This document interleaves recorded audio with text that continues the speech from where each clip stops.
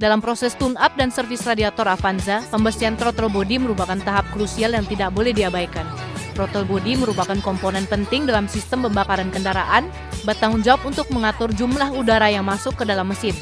Pembersihan throttle body melibatkan penghilangan kotoran, endapan, dan residu yang dapat terkumpul seiring waktu.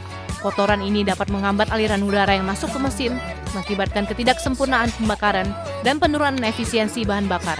Dengan membersihkan throttle body secara teratur, kita dapat memastikan aliran udara yang optimal yang pada gilirannya meningkatkan performa mesin. Proses pembersihan throttle body biasanya melibatkan penggunaan cairan pembersih yang membantu melarutkan dan mengangkat kotoran. Setelah pembersihan selesai, throttle body dapat berfungsi dengan baik, memastikan bahwa mesin dapat bekerja pada tingkat efisiensi maksimalnya.